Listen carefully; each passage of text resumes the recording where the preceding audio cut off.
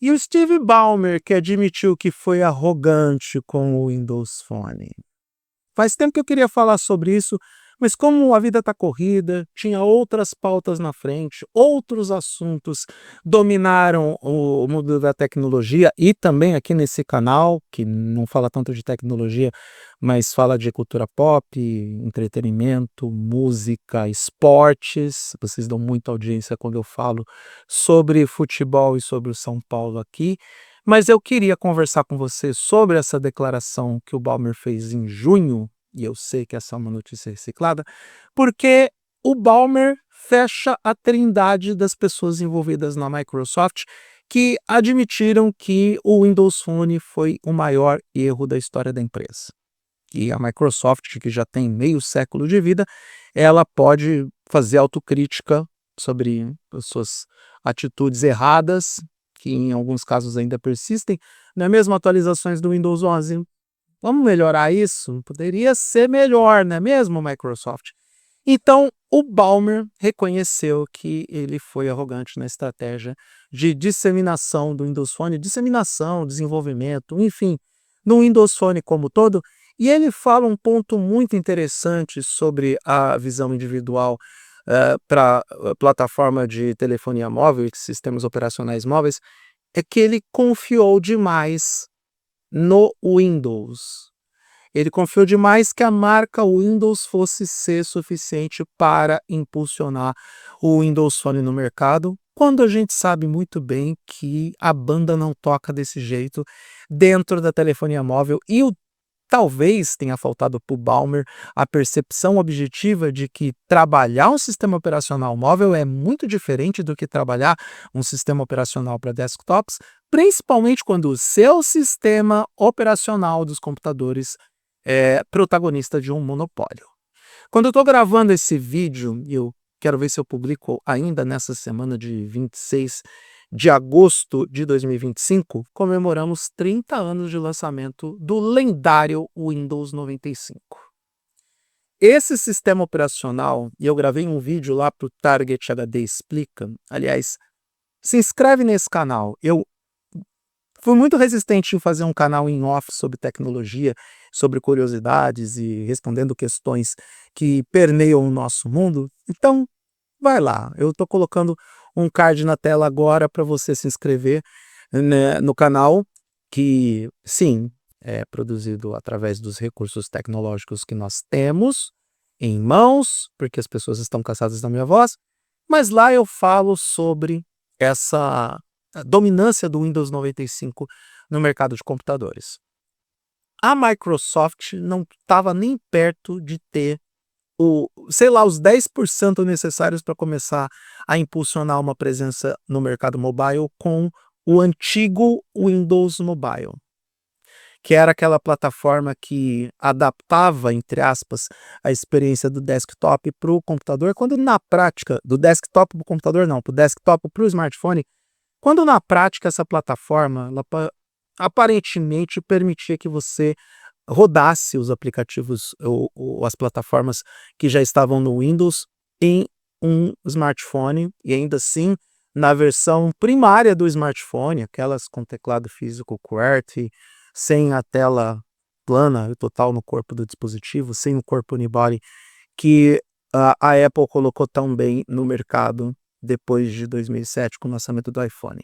Era a versão mais rudimentar do Windows. E aí depois que eles melhoraram o conceito e adaptaram tudo para as telas únicas, para os smartphones, que já que tudo virou um iPhone wannabe, aí eles lançaram o Windows Phone, que foi a última iteração. A Microsoft não tinha nem 10% do mercado. Não era a força dominante, não era uma Nokia. E aí eles lançam um sistema operacional totalmente repaginado, um conceito completamente novo, algo que eu respeito que a Microsoft lançou. Eu fui usuário do Windows Phone por algum tempo e eu entendi que era uma plataforma que tinha potencial, porque ela era fluida, ela era simples, ela era acessível. E quando eu falo de acessibilidade, porque era relativamente fácil de se usar, ícones grandes, poucos movimentos na tela para você entrar e sair de aplicativo ou acessar o menu principal. poderia sim ser um competidor de peso ao Android e ao iOS. Mas o Steve Ballmer e a Microsoft não só confiou na marca Windows, como também ignorou completamente o que estava acontecendo ao redor. Ignorou que Android e iOS estavam com propostas igualmente robustas. E o maior problema, na verdade, os dois maiores problemas do Windows Phone.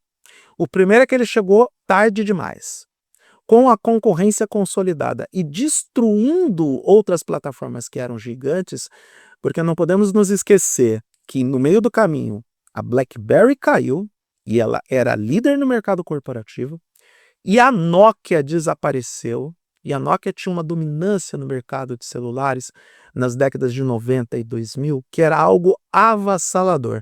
Era difícil, por exemplo, para a Motorola competir com a Nokia. A Sony teve que fazer joint venture com a Ericsson para poder competir com a Nokia. E ainda assim a Nokia foi dominante até a chegada do iPhone e do Android, ou do iOS e do Android, como queira. A Microsoft não estava nesse mercado nem com uma porção residual. E mesmo que tivesse 10%, não era o suficiente. E considerando o tamanho que a Microsoft, não conseguir vencer com o Windows Phone é sim uma derrota. O segundo grande problema do Windows Phone é que ele não tinha aplicativos. Ele não contava com parceiros dentro do setor de tecnologia para desenvolver os principais aplicativos para ele.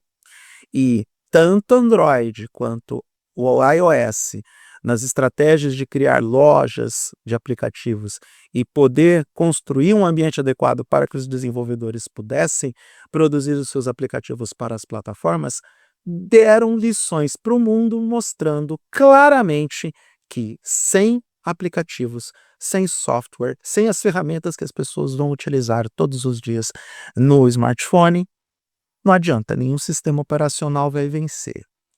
E foi o que aconteceu com o Windows Phone. Por melhor que ele seja, por mais fluido que ele fosse, por mais promissor que ele fosse, ele não ia conseguir se equiparar a Android e iOS, porque ele não tinha boa parte dos principais aplicativos que a maioria das pessoas precisava nos dispositivos para poder seguir normalmente com as próprias vidas. Ver o Steve Ballmer reconhecendo o fracasso é apenas e tão somente, como eu disse no começo do vídeo, a conclusão da tríplice coroa, da Santíssima Trindade dentro da Microsoft, reconhecendo que a empresa falhou com o Windows Phone. Por quê? Satya Nadella já deu entrevista antes, e eu gravei vídeo sobre isso aqui, reconhecendo que matar o Windows Phone, essa palavra eu sei que é muito forte, YouTube, mas entendo o contexto, eliminar com o Windows Phone foi uma das decisões mais duras que ele teve que tomar, e hoje, olhando para trás, ele mesmo afirma que ele não tomaria essa decisão, que ele insistiria um pouco mais no Windows Phone para, quem sabe, conquistar um mercado que ainda tinha algum potencial para se abrir para uma terceira via e conquistar os consumidores que estavam cansados do Android e do iOS e que queriam uma maior conectividade e interação com os produtos da Microsoft, principalmente com Windows e Office.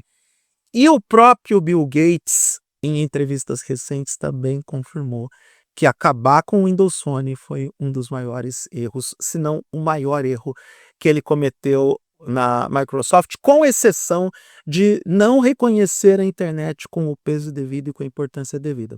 Sim, porque o Bill Gates entendia que a rede mundial de computadores poderia ser uma moda passageira e que a forma em como eles trabalharam, por exemplo, com a Microsoft Network, achando que a rede dentro da própria rede, do próprio ecossistema da Microsoft iria funcionar melhor do que você ter um navegador dedicado, um portal de internet acessível para todo mundo, plataformas interativas, tal e como depois a Microsoft teve que correr atrás disso, lançando o Internet Explorer e o MSN.com como conhecemos.